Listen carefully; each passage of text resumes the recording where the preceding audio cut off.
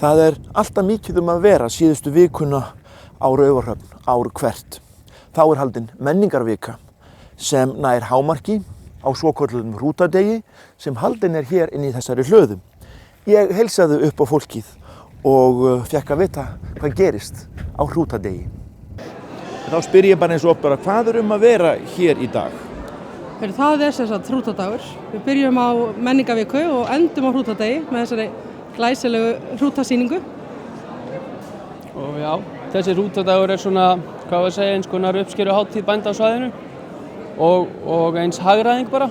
Menn koma til að fagna niðurstöðum haustsins saman og selja hrúta.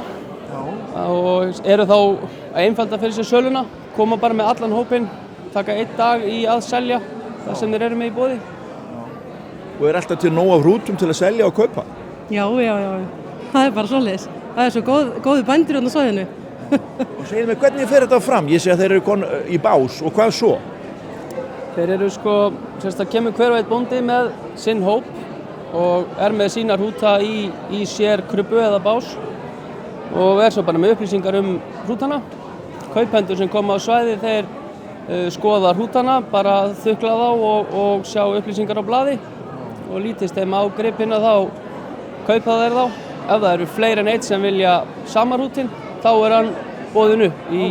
Þá þá mikið fjör? Það getur verið það, já. Það getur verið það. Vonandi. Það eiginlega skemmtilegasti viðburðurinn. Já. En fyrir leikmann eins og mig, semst ekki allir hrútar eins? Nei, það bara svo mennirnir. Þeir hafa tvenns konar eiginleika, það ætternið, hvernig þeir koma til með að búa til góða mæður af sér og hins vegar svo kjötgæði.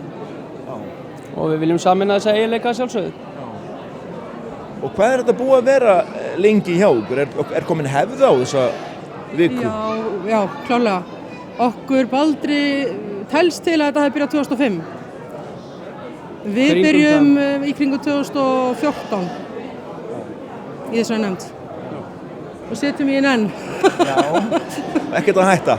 Nei, ekkert að hætta. Og hingað kemur margt fólk, bæði til að kaupa og sjá eða hvað?